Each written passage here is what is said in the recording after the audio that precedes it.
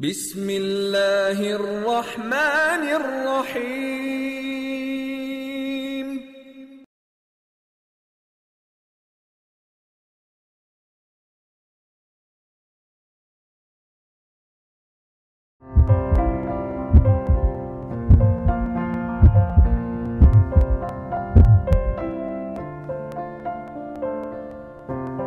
अस्सलाम वालेकुम। कहा जाता है कि 21वीं सदी अपॉर्चुनिटीज़ की सदी है और बहुत से ऐसे नए प्रोफेशंस सामने आ रहे हैं जो कि वक्त के साथ साथ बहुत ज़्यादा तरक्की भी कर रहे हैं। इनमें से कुछ प्रोफेशंस ऐसे हैं जो हमारी ही ज़रूरत की वजह से, या हम इसे ये कह सकें अगर कि हमारी नेग्लिजेंस की वजह से इंट्रोड्यूस हुए हैं और सक्सेसफुली ग्रो कर रहे हैं। उन्हीं में मतलब तो ये गलत नहीं होगा, क्योंकि उनमें से एक प्रोफेशन जो है वो फिजियोथेरेपी का भी है। हमें जो टेक्नोलॉजी एडवांसमेंट है उसने जहाँ बहुत से बेनिफिट्स दिए, वहीं एक उसका डिसएडवांटेज ये है कि हमारी जो फिज़िकल एक्टिविटी है वो बहुत कम हो गई है और उसकी वजह से मस्कुलर पेन है, स्टिफनेस है, बैक पेन है, शोल्डर पेन है, इस तरह की डिफरेंट प्रॉब्लम्स के मोरलेस हर चौथा शख्स जो है वो, अगर मैं कहूँ शायद गलत नहीं होगा, इस तरह के पेन में का ज़रूर शिकार है। और इसी पेन को रिलीफ करने के लिए फिज़ियोथेरेपी जो है वो डेफिनेटली एक सक्सेसफुल वे है। तो इसी पे मैंने सोचा कि मैं बात करूं। कुछ चीज़ें हैं, कुछ कंसर्न्स भी लोगों के हैं फिज़ियोथेरेपी से रिलेटेड, और उसके अलावा फ़िज़ियोथेरेपी कितनी इफ़ेक्टिव है, किस तरह से वर्कआउट करती है, जनरल लाइफ में हमें अपने पोस्चर को, अपने आप को कैसे मेंटेन रखना है ताकि हम इस तरह की प्रॉब्लम से बच सकें। और इसी के लिए मैंने आज ने शो में नादिया को बुलाया। अस्सलाम वालेकुम नादिया, जो कि सेल्फ एक फिज़ियोथेरेपिस्ट हैं। और नादिया, मैं आपसे सबसे पहले तो ये पूछना चाहूँगी कि बेसिकली फ़िज़ियोथेरेपी का असल पर्पस क्या है? फ़िज़ियोथेरेपी का असल पर्पज़ ये है कि आप मोडेलिटीज़ के साथ और एक्सरसाइजेस के साथ पेशेंट को डील करते हैं।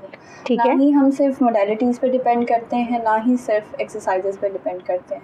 बेसिकली जो फ़िज़ियोथेरेपी है वो फ़िज़िकल थेरेपी है। ठीक है। बॉडी की एक्सरसाइजेस, उसकी स्ट्रेंथ, ये सब मेंटेन करना। कोई ऐसा पार्ट ऑफ बॉडी जो कि स्टिफ हो गया हो या जिसमें कोई प्रॉब्लम आ गई हो? बॉडी का कोई भी ऐसा हिस्सा जिसमें कोई स्पैज़म हो गया या फिर स्टिफ हो गया, किसी इंजरी की वजह से स्टिफनेस आ गई है, मूवमेंट की कम हो गई है, रेंज मेंटेन करनी है, तो इस तरह सब सिचुएशंस में फ़िज़ियोथेरेपी बहुत हेल्पफुल होती है। लेकिन सिर्फ ऐसा नहीं है कि हम लोग एक्सरसाइजेस से डील करते हैं। ठीक है। हम एक्सरसाइजेस जब करवाते हैं तो पेन थोड़ा सा और एग्रीवेट हो जाता है। ठीक है। इसके लिए हम मोडेलिटीज़ यूज़ करते हैं पेन मैनेजमेंट की, ताकि 50-50 रहे, दोनों बैलेंस में रहें। सबसे बड़ा जो इशू है हमारे साथ वो ये है कि हम पोस्चर जो है अपना वो ठीक नहीं रखते। ठीक है। जिसकी वजह से सारी प्रॉब्लम स्टार्ट होती हैं। ठीक है। हमारा पोस्चर ठीक नहीं होता तो वो बॉडी जो है वो उसी जिस पोस्चर में हम यूज़ कर रहे हैं वो बैड पोस्चर कहलाएगा। वो बैड पोस्चर में हम अपनी जो है एक्टिविटीज़ कंटिन्यू रखते हैं, वो आहिस्ता आहिस्ता जो है वो बोन वही शेप ले लेती है। ठीक है। इसकी वजह से प्रॉब्लम्स होना स्टार्ट हो जाती हैं, बॉडी में स्टिफनेस आती है, पेन होता है, स्वेलिंग आ जाती है, तो ये सब इश्यूज़ क्रिएट हो जाते हैं। कितने % सक्सेस रेट कितने % होता है फिज़ियोथेरेपी में? मतलब सारे तरीके के तमाम ऑल टाइप ऑफ पेन्स में ये इतनी ही इफ़ेक्टिव होती है, ये या कुछ चीज़ें ऐसी हैं जिसमें सर्जरी कराना डेफिनेटली ज़रूरी होता है? बीइंग अ फिज़ियोथेरेपिस्ट आपको लगता है कि यार ये जो प्रॉब्लम्स हैं ये सिर्फ डिले हो सकती है शायद सर्जरी, मगर अल्टीमेट इसका जो है वो सर्जरी ही इसका सॉल्यूशन है?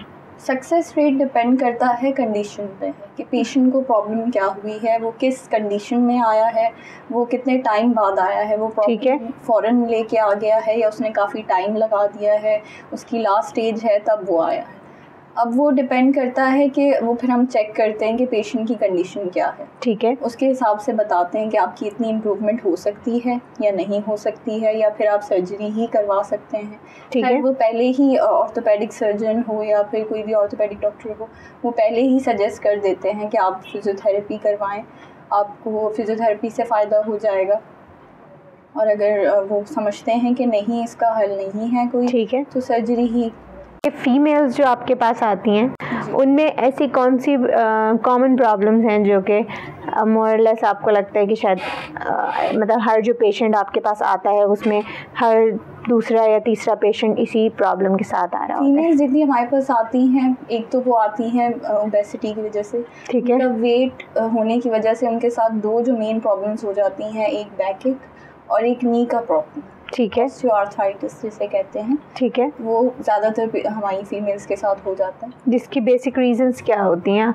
बेसिक रीज़न है वेट, अगर ठीक वेट ज़्यादा है तो ये दो प्रॉब्लम्स हो जाती हैं। ठीक है, और किस एज की ख़वातीन में ये ज़्यादा होती हैं प्रॉब्लम? अब पहले कहा जाता था कि मतलब 40s के बाद 50s के बाद ठीक है, प्रॉब्लम स्टार्ट हो जाती हैं, लेकिन अब अर्ली 30s में भी ये प्रॉब्लम स्टार्ट हो गई है। ओके, क्योंकि हमारा कैल्शियम इंटेक, मतलब हमारी डाइट इतनी अच्छी नहीं है जितनी पहले वक्तों में होती थी। ठीक है, हम लोग दूध नहीं पीते, मतलब डेयरी प्रोडक्ट्स वगैरह इतना ज़्यादा नहीं यूज़ करते हैं, अगर करते भी हैं तो वो बिल्कुल प्योर नहीं है। ठीक है, फिर हमें इसको कंट्रोल करने के लिए, बैलेंस करने के लिए सप्लीमेंट्स लेने चाहिए, ठीक जो है, कि कैल्शियम, विटामिन डी वगैरह को बैलेंस कर सकें। और इसके टेस्ट कितने अरसे बाद कराना चाहिए विटामिन डी का? वैसे 6 मंथ के बाद करवा लेना चाहिए, नहीं तो आप एक दफ़ा तो ज़रूर करा लें, साल में एक दफ़ा आप ज़रूर कैल्शियम और विटामिन डी करा लें। ठीक है, अच्छा, जो स्कैन होता है डेक्सा स्कैन करा लेना चाहिए। ठीक है, वो नहीं भी कराया तो आप विटामिन डी और कैल्शियम तो ज़रूर कराएं। ओके, लेकिन मैं ये जानना चाह रही हूँ कि जो आपके पास शोल्डर पेन की, बैक पेन की या नी में पेन की जो ख़वातीन आती हैं आपके पास, उनमें ज़्यादातर हाउसवाइफ्स होती हैं या वर्किंग वुमेन ज़्यादा होती हैं? ज़्यादातर हाउसवाइफ्स होती हैं। ठीक है, वो अपने घर के कामों में इतना बिजी हो जाती हैं कि उनके पास अपने लिए टाइम नहीं होता। ठीक है, और वो बिल्कुल भी इस चीज़ पे ध्यान नहीं देती कि हमें अपनी बॉडी का ख्याल रखना है। हमारी बॉडी बहुत ज़्यादा एक्स्ट्रा यूज़ हो रही है और वो वीक हो चुकी है। जब बॉडी वीक होती है और आप उससे एक्स्ट्रा काम लोगे तो जाहिर है वो डैमेज तो होगी। एग्जैक्टली, बोन्स जाहिर है हमारी वीक हैं, कार्टिलेजेस इतने स्ट्रॉन्ग नहीं हैं और हम लोग उसको उससे ज़्यादा यूज़ कर रहे हैं तो वो डैमेज तो जाहिर है। ठीक है, और आपने हमें कुछ पिक्चर्स भी दिए जो हम अपने क्लाइंट्स को ज़रूर, मतलब अपने देखने वालों को ज़रूर दिखाएंगे कि वो उन पिक्चर्स के ज़रिए देखा जा सकता है कि किस किस किस्म की एक्सरसाइजेज हम अपनी डेली रूटीन लाइफ में कर सकते हैं, ताकि हमारा जो एक पोस्चर है वो भी मेंटेन रहे और हमारी बोन्स जो है वो इतनी स्ट्रेस्ड ना हो जाएं कि वो बाद में जो है, अच्छा, एग्रीवेट हम कितना कर लेते हैं खुद, पेशेंट्स कितना निगलेक्ट करते रहते हैं इनिशियल स्टेज से, और ऐसे आपके पास डेफिनेटली बहुत से पेशेंट्स आते होंगे, उसका कितना क्या रेशियो है, कितने % ऐसे आपके पास पेशेंट्स आते हैं जिनकी अपनी निगलिजेंस की वजह से वो पेन जो है वो बहुत ज़्यादा एग्रीवेट हो जाता है? ज़्यादातर पेशेंट्स तब आते हैं जब वो बिल्कुल उनको लगता है कि बस अब कोई हल नहीं है, वो मतलब चीखो पुकार के साथ आप समझो कि वो आ रहे हैं कि मतलब अब बहुत ज़्यादा पेन हो गया, शूटिंग पेन हो गया, तब आए। स्टार्ट में थोड़ा बहुत हो रहा है तो भाई ठीक है, ठीक हो जाएगा, पेन किलर ले ली खुद से, डॉक्टर को नहीं दिखाया और ले ली पेन किलर। फिर अगर डॉक्टर को दिखा भी दिया, उसने फिजियोथेरेपी सजेस्ट कर दी तो क्या फ़र्क पड़ेगा फिजियोथेरेपी करवा के, तो वो नहीं करवाई। फिर जब वो एंड में बहुत ज़्यादा पेन बढ़ गया, दोबारा डॉक्टर के पास गए तो डॉक्टर ने कहा कि भाई फिजियो करवाई थी आपने, तो वो जाहिर है नहीं करवाई।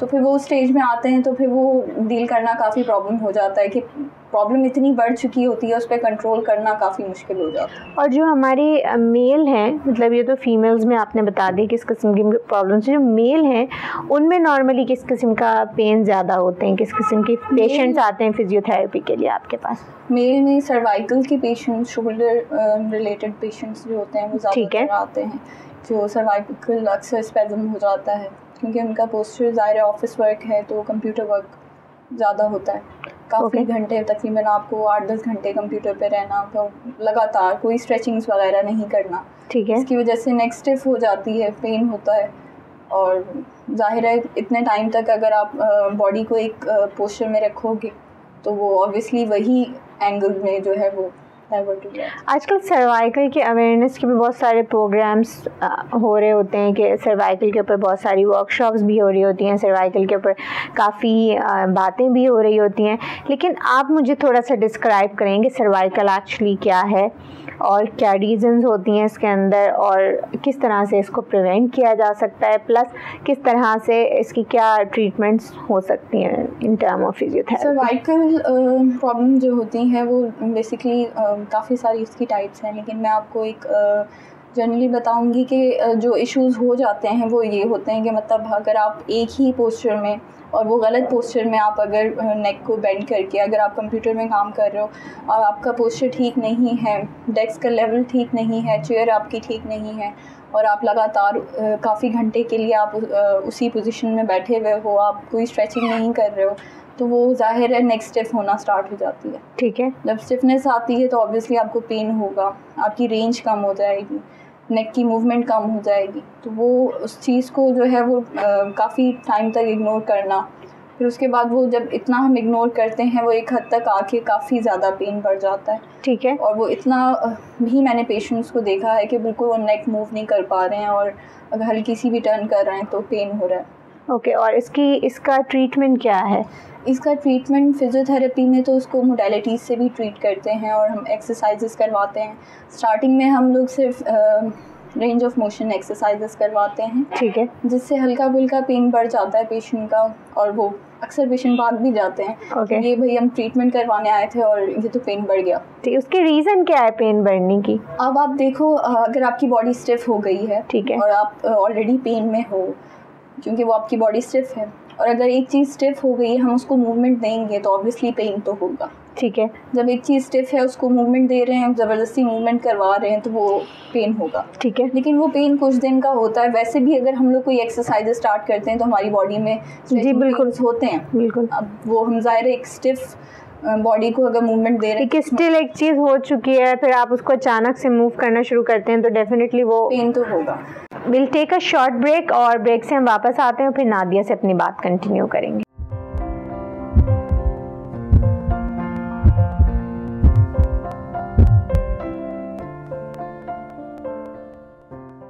ब्रेक से हम वापस आ गए। नादिया हमारे साथ मौजूद हैं और हम लोग बात कर रहे थे सर्वाइकल की।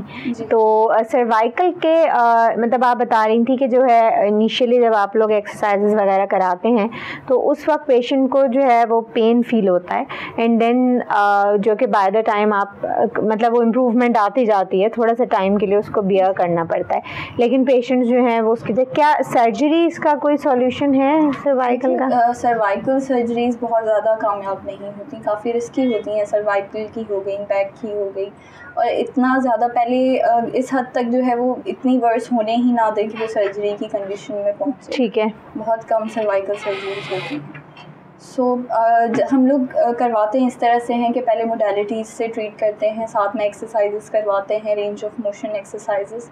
जैसे ही पेशेंट थोड़ा बेहतर होने लगता है, उस पेन थोड़ा सा कम हो गया है, फिर हम स्ट्रेंथनिंग एक्सरसाइज स्टार्ट करवाते हैं। ठीक है, ताकि पेशेंट के मसल में इतनी स्ट्रेंथ आए कि वो पोस्चर जो है वो मेंटेन कर सके और दोबारा से ये प्रॉब्लम क्रिएट ना हो। नॉर्मली एक इम्प्रेशन है लोगों के ऊपर और लोगों का ऐसा ख्याल भी है कि अगर जब तक आप फिजियोथेरेपी कराते हैं उस वक्त तक तो आपको रिलीव होता है, ठीक है, बट जब आप फिजियोथेरेपी कराना छोड़ देते हैं तो वही पेन दोबारा से आपको हो जाता है या वही प्रॉब्लम आपको दोबारा हो जाती है अगर उसमें गैप आ जाए। तो क्या मैक्सिमम टाइम, क्योंकि देखिए आप लोग भी जो फिजियोथेरेपी के लिए मतलब जो रेकमेंड करते हैं पेशेंट्स को, वो एक सर्टेन टाइम पीरियड होता होगा कि इतने अरसे तक आप करा लें और जब आप उसे मॉनिटर करते होंगे now he is okay and then वो दोबारा से आप उसको स्टॉप करा देते होंगे फिजियोथेरेपी डेफिनेटली। तो ये क्या रीज़न है कि जब लोग फिजियोथेरेपी कराना छोड़ देते हैं तो वही पेन उसका आफ्टर सम टाइम वो दोबारा से एग्रीवेट हो जाता है? एक्चुअली ऐसा होता नहीं है, पेशेंट्स अपनी मर्ज़ी से स्टॉप कर देते हैं फिजियो, उनको लगता है कि बस हाँ बेहतर हो गया तो चलो बस अब जाना छोड़ दें। अच्छा, हम इस तरह से स्टॉप करवाते हैं कि पहले रेगुलर बेसिस पे पेशेंट की ट्रीटमेंट होती है, उसके बाद अल्टरनेट डेज पे बुलाते हैं पेशेंट की कंडीशन के हिसाब से कि उसको कितना फ़र्क पड़ रहा है, कितना इम्प्रूवमेंट है, उसकी इम्प्रूवमेंट के हिसाब से हम लोग डिसाइड करते हैं पूरा प्लान कि मतलब कितना उसके और सेशंस होने चाहिए। उसके बाद हम लोग पेशेंट को अलाउ करते हैं कि ठीक है आप जो है घर पे होम प्रोग्राम कंटिन्यू कर सकते हो, लेकिन उसके बावजूद भी हम सजेस्ट यही करते हैं कि आप मंथ में एक बार एक फॉलोअप विज़िट ले लें ताकि कोई प्रॉब्लम हो तो आप डिस्कस कर सको। पेशेंट जो है वो बीच में ही फिजियो छोड़ देते हैं और फिर वो एक्सरसाइजेस नहीं करते। सबसे बड़ा इशू जो है वो ये है कि हम लोग काफ़ी समझाते हैं कि आप एक्सरसाइजेस मत छोड़िएगा, आप एक्सरसाइजेस छोड़ देंगे तो आपका पेन दोबारा से वापस आ सकता है। ओके। तो वो पेशेंट यही करते हैं कि अब नॉर्मल रूटीन में बंदा भूल जाता है एक्सरसाइजेस करना, टाइम नहीं मिलना, तो वो एक्सरसाइजेस छोड़ देते हैं। क्योंकि एक दफ़ा अगर मसल में, मतलब आप ये कहना चाह रहे हो कि अगर एक दफ़ा कोई किसी किस्म की प्रॉब्लम आपको हो गई है, किसी किस्म का पेन आपको हो गया है, तो आपकी बॉडी में टेंडेंसी बढ़ जाती है कि वंस आप अगर एक्सरसाइज ना करें तो वही पेन आपकी बॉडी में दोबारा से स्टार्ट हो जाए, बिकॉज वो मसल जो है आपका अभी एक चीज़ से रिकवर हुआ होता है। तो मतलब ज़्यादा चांसेस होते हैं कि उस पेन की तरफ दोबारा से बंदा चला जाए अगर वो एक्सरसाइज वगैरह छोड़ देता है तो। जी, वो होता यही है कि मतलब हमारी तरफ से तो कोशिश होती है कि पेशेंट को अच्छी तरह से समझाया जाए कि आप एक्सरसाइजेस कंटिन्यू करें। आप घर पे अगर एक्सरसाइजेस नहीं करेंगे तो वो दोबारा से प्रॉब्लम क्रिएट होगी। लेकिन पेशेंट्स नहीं उसको कंटिन्यू पेशेंट नहीं कर पाते हैं क्योंकि वो नॉर्मल रूटीन में इतने बिजी हो जाते हैं कि वो एक्सरसाइजेस नहीं, स्पेशली हाउसवाइफ जो होती हैं वो अपने कामों में इतना बिजी हो जाती हैं कि वो भूल जाती हैं कि उन्हें एक्सरसाइज करनी थी, या फिर वो एक इंसान यही समझता है कि भाई अब तो पेन ठीक हो गया, चलो जी हाँ, तो एक्सरसाइज अब क्या फ़ायदा। क्योंकि मैंने बहुत सारे लोगों से ये चीज़ सुनी है कि भाई जब हम फिजियोथेरेपी करा रहे थे उस वक्त तक तो हम बिल्कुल ठीक थे, लेकिन जब हम फिजियोथेरेपी नहीं मतलब हमने छोड़ दिया उसके बाद वही पेन हमें दोबारा से स्टार्ट हो गया। लेकिन इसमें एक चीज़ ये भी है कि इवन अगर आप सर्जरी भी कराते हैं किसी चीज़ की तो उसके बाद भी बॉडी में बहुत ज़्यादा चांस होता है कि वही मतलब एग्रीवेट हो जाए पेन दोबारा से, क्योंकि सर्जरी के बाद भी आपकी बॉडी को दोबारा से प्री सर्जरी वाली कंडीशन में आने में बहुत वक्त लगता है, बहुत टाइम लगता है और आपको काफ़ी वर्कआउट उसके लिए भी करना पड़ता है। एक चीज़ और मैं पूछना चाह रही थी कि ड्यूरिंग प्रेगनेंसी ख़वातीन जो है नॉर्मली वो वर्कआउट नहीं करती, और एक और रीज़न जो ख़वातीन के अंदर जो बैक पेन का या शोल्डर पेन का या नीस के पेन का, स्पेशली बैक पेन का, वो ये भी वजह इसकी ये होती है कि अगर समटाइम्स उनके बच्चे हैं, अगर वो आफ्टर मतलब ड्यूरिंग प्रेगनेंसी वो चीज़ की केयर नहीं करते हैं, आफ्टर दैट आप जो है वो किसी डेफिनेटली बैक पेन का या तो आपको हो जाएगा या आपको शोल्डर पेन हो जाएगा, वो एक मस्ट सी चीज़ हो जाती है जिसको फिर वो निगलेक्ट करते करते जो आपने बताया कि उस कंडीशन को पहुंच जाती है। सो किस चीज़ की हमें केयर करनी चाहिए, कितनी मूवमेंट होनी चाहिए, ज़रूर होनी चाहिए प्रेगनेंसी में, ताकि आपकी हेल्थ एंड फिटनेस जो है वो आफ्टर दैट भी आप मेंटेन रह सकें, अपने आप को मेंटेन कर सकें, और बिल्कुल आपकी ऐसा ना हो कि आपकी बोन्स जो हैं वो बिल्कुल वीक हो जाएं या फिर खुदा न खास्ता आप दूसरी प्रॉब्लम्स की तरफ चले जाएं। जी, होता यही है कि बैक का ज़्यादा इशू हो जाता है। जो प्रेग्नेंट वुमेन्स होती हैं उनके साथ प्रेगनेंसी में ज़्यादातर प्रॉब्लम होती है बैक एक की। वो इसलिए होती है कि ज़्यादा हमारा जो बॉडी वेट है वो बेली का आगे की तरफ जो है वो ज़्यादा हो जाता है। ठीक है। वो सारा प्रेशर जो है वो बैक उठा रही है। ठीक है। जब बैक इतना प्रेशर ले रही है तो ऑब्वियसली उसमें पेन होगा, और जी हाँ, वीकनेस हो जाती है प्रेगनेंसी के दौरान। कैल्शियम और ये सब चीज़ों की काफ़ी ज़्यादा वीकनेस होती है। उस दौरान प्रेग्नेंट वुमेन को कैल्शियम इंटेक अच्छी रखनी चाहिए ताकि वो बैलेंस रहे, बोन स्ट्रांग हो। बोन स्ट्रांग हो। फिर एक्सरसाइजेस का ये है कि काफ़ी जगह कॉन्सेप्ट है कि भाई नहीं होनी चाहिए एक्सरसाइजेस, ऐसा कुछ नहीं है। एक्सरसाइजेस होती हैं, एक प्रॉपर एक्सरसाइजेस। हाँ, ये है कि आप एहतियात से एक्सरसाइजेस करो, जो एक्सरसाइजेस आपको इंस्ट्रक्टर बताए वही सारी एक्सरसाइजेस की जाएं, एक्स्ट्रा ना की जाएं। ठीक है। लेकिन ज़रूरी है एक्सरसाइजेस, आप एक्सरसाइजेस करो। एंड के डेज़ में वॉक करना बहुत ज़रूरी है। वॉक बहुत ज़्यादा ज़रूरी है कि अगर आप वॉक करोगे तो उससे काफ़ी बेहतर रहती है कंडीशन। ठीक है। और प्रेगनेंसी डिलीवरी के टाइम पे जो है वो काफ़ी आसानी होती है। इसके अलावा एक और जो प्रॉब्लम मैं देख रही हूँ और काफ़ी जगह सुनने में भी आ रहा है कि हो जाती ख़वातीन को साइनस की प्रॉब्लम भी हो जाती है।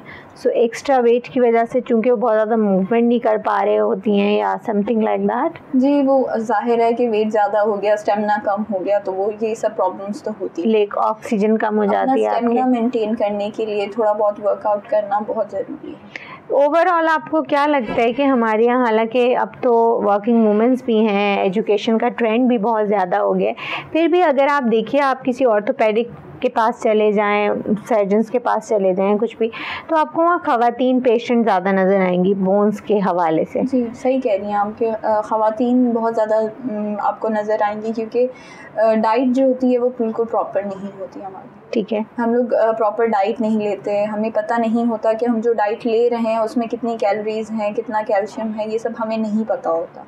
तो हमें हर चीज़ को, अपनी डाइट को जो है वो प्रॉपर प्लान करके लेना चाहिए, ताकि हमारी जो इनटेक है वो प्रॉपर हो। और उसमें आप क्या चीज़ें रेकमेंड करती हैं कि जो आपको लगता है कि ये ऐसी चीज़ें हैं जो कि आपको अपनी डाइट में डेफिनेटली इंक्लूड करनी मैं सजेस्ट करूँगी कि अगर हम एक ग्लास दूध और एक बनाना अगर ले लें तो हमारे एक दिन का कैल्शियम जो है वो कंप्लीट हो जाता है। डेली 30 मिनट्स की वॉक मस्ट।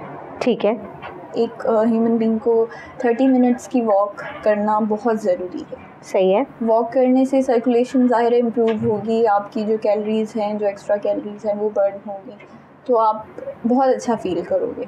ठीक है, फिर आपकी मसल्स जो है, मसल स्ट्रेंथनिंग के लिए, टोन अप करने के लिए आपको एक्सरसाइजेस करना, वर्कआउट करना बहुत ज़रूरी है। अगर आप मॉर्निंग में ही ये सब कर लेते हो तो बहुत बेहतर है कि आप मॉर्निंग में सारी एक्सरसाइजेज, थोड़ा सा टाइम निकाल लें और एक्सरसाइजेस कर लें तो बहुत अच्छा है। उसके बाद अगर आप ये भी नहीं कर सकते हो तो आप स्विमिंग करो। स्विमिंग करने से बॉडी की स्ट्रेंथनिंग बहुत अच्छी हो जाती है। Swimming is a complete workout. Complete workout, तो वो करना बहुत अच्छा होता है। बहुत अच्छा है। अगर आप स्विमिंग करते हो तो आपकी बॉडी बहुत अच्छी कंडीशन में आ जाती है। एक हाउसवाइफ अगर है तो डेफिनेटली उसको नहीं पता होगा कि इतनी ज़्यादा मैं क्या ऐसी वर्कआउट करूं डेली अपने रूटीन में से 15-20 मिनट से 1 घंटा निकाल के।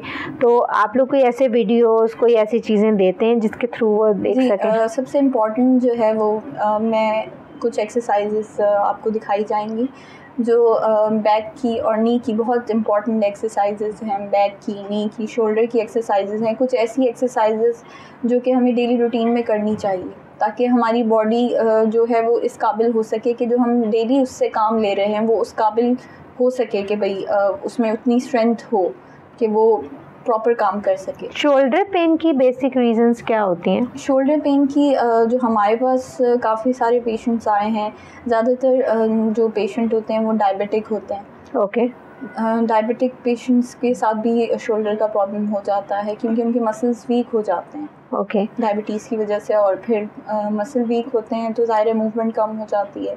मूवमेंट कम होने की वजह से शोल्डर स्टिफ होना स्टार्ट हो जाते हैं। हम ज़्यादा एक्सरसाइज, ज़ाहिर अगर हमारे कहीं पे पेन हो रहा है तो हमारा फ़ौरन से माइंड यही काम करता है कि उसको मूव करना छोड़ दो। जी हाँ। अब मूव करना छोड़ देते हैं तो ज़ाहिर स्टिफनेस आ जाती है, शोल्डर स्टिफ हो जाता है। लेकिन ये चीज़ मैं यहाँ पे ज़रूर क्लियर कर दूँ कि अगर आपके बॉडी के किसी पार्ट में बहुत ज़्यादा पेन है तो जो भी नादिया के कहने का हरगिज़ ये मकसद नहीं कि आप खुद से ट्राई करने लग जाएं और खुद से कुछ भी ट्राई ना करें। सबसे पहले किसी ऑर्थोपेडिक डॉक्टर के पास जाएं, उन्हें चेक कराएं। वो अच्छी तरह से चेक करके वही आपको बताएंगे कि आपको क्या करना चाहिए।